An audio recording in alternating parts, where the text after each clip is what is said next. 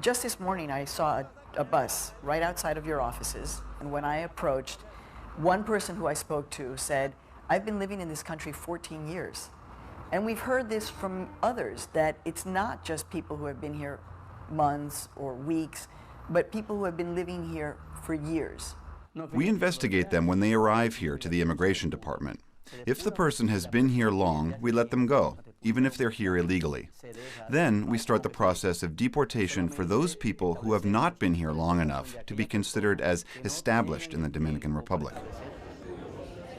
Perez says that detained Haitians who show that they live in the DR, have a job, children, or family are released immediately. He even notes that the DR's own human rights law forbids the separation of families. Yet Martine Renaussier told us she had a job, gave birth to 2 children in the Dominican Republic, and lived there for 8 years. And still she was deported.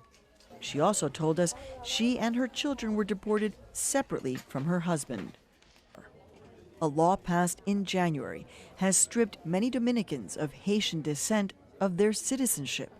Like the United States, the DR used to grant citizenship to all children born on its soil, including those of immigrants. But this past January, the Constitution was changed to define Dominican citizens as being the sons and daughters of a Dominican mother or father. The U.S. State Department estimates that hundreds of thousands of people here have become, in effect, stateless, not belonging to either the Dominican Republic or Haiti. The Inter-American Commission on Human Rights, an international organization that investigates human rights abuses in the Americas, is investigating the situation. The Haitian-Dominican situation has a long and complex history. Racism has played a part. The dictator Rafael Trujillo, who ruled the Dominican Republic for some 3 decades in the mid-20th century, encouraged white immigrants to move into the country while pushing Haitians out. In 1937, Trujillo ordered a massacre of Haitians living in the Dominican Republic. As many as 30,000 were murdered. But that was 70 years ago. Today, there are hundreds of thousands of Haitians who have lived and worked in the Dominican Republic for years. Haitian labor helps fuel the Dominican economy. Today, Haitians are contributing to a tourism and construction boom. But many live in crude work compounds called bateyes that frequently have no running water, toilets, or electricity. We met these Haitian laborers outside a chicken farm that they work and live on. We are forced to work. For example, we work for miserable wages. Sometimes we have to work day and night. It's hell. I have to be able to put up with it because we need to work, even if we're being exploited, because otherwise we don't eat. They tell us that some Haitians here possess a card that allows them to be in the country to work and live only on the farm. If they step off the premises, immigration can deport them. Are you afraid to be out on the streets? Yes, I am afraid. You'll be taken away at once. In one neighborhood, we asked our Haitian translator about a sign we came upon. Vanessa, this sign is written in Creole here in Santiago. What does this sign say? It says that we do not want illegal Haitians in our community. The ones that are illegal, we ask you to voluntarily leave. Santiago has one of the highest Haitian populations in the DR. Dominican citizens here struggle with low income and high unemployment in neighborhoods like San Jose La Mina. If you come visit the neighborhood during the day, you'll see tons of Haitians hanging out on each corner, unemployed, not studying. There's a bunch of us Dominicans already unemployed, and now we have more unemployed people coming in.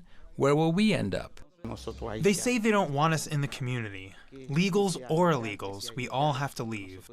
Pastor Gautier Wilson lives here legally with his wife and baby. He says he's fearful of walking down the street. He told me about specific threats he's heard. They say they'll come into our homes with machetes and slash our children, have massacres like those under the Trujillo dictatorship. That is why we are afraid. If immigration does not come do its job, they say they will do it themselves. Pastor Wilson told us that many Haitians here are living in fear of their Dominican neighbors. Wilson took us to visit a man whose home had caught on fire just days earlier. My family were all sleeping when the youngest woke up, probably because of the smoke. He woke them up yelling, "Mommy, Mommy, fire!" They got up and ran away. Now everything is burnt. There's nothing left. We couldn't save anything. I asked him what he thought happened. I don't know. All I know is that there was a fire and my wife didn't have a candle lit. The house has no electricity. Somebody had to cause the fire. No one knows how the fire started, but one thing that is for sure, Haitians here are scared. We also visited a different neighborhood, a middle-class one, where a Dominican community leader wanted to show us the conditions Haitians were living in. There we met a homeless, pregnant Haitian woman and her 3 children. They live in an abandoned construction site. I can't go to the hospital. I don't have money. I don't have clothes. I have nothing for my feet. I feel like an unwanted street dog. I have no one to help me. Will you stay here, or do you want to leave? Well, my parents in Haiti said if I come back, it would mean that I would continue to starve further, and it would be hard, especially with 4 kids. I have nothing back in Haiti. Are you afraid that at any moment you could be deported or your children could be deported? The other day I heard rumors that they were coming to the neighborhood, so I went out to hide in the woods so they wouldn't get me and the kids. Vanessa took us to the remote spot where she hid all day long with her 3 children from the authorities. That's the story for so many Haitians here. As difficult as life is for them in the DR, what they face back home is even worse. And so they want to stay. This meeting, held by a human rights organization called CEFASA in Santiago, is meant to teach Haitian immigrants how to get their papers in order so they can work and become legal residents. But my conversation with them quickly turned to how Haitians are treated in the DR. I've been living here for 25 years. There's discrimination. It depends on your skin color, the way you dress, and where you work. If Dominicans see a Haitian walking down the street, they call us damned Haitian. How many of you think that because of your skin color that you could be targeted by immigration authorities? One final question. How many of you are living in fear because you are Haitian immigrants living in the Dominican Republic now? How many of you are living in fear because of your status? What do you think about that you have a population living in fear in your country? I don't believe the population is in such fear. 2 weeks after our interview, Sigfrido Pared Perez lost his job, replaced by a new director of immigration from a political party known for its anti-Haitian rhetoric. The local press reported that the change signaled an even tougher government crackdown on the Haitian population. And yet, back in Haiti, in Font Bayard, the village of deportees, Martine Renaussier tells us she wants nothing more than to return to the life she had in the country that does not want her back.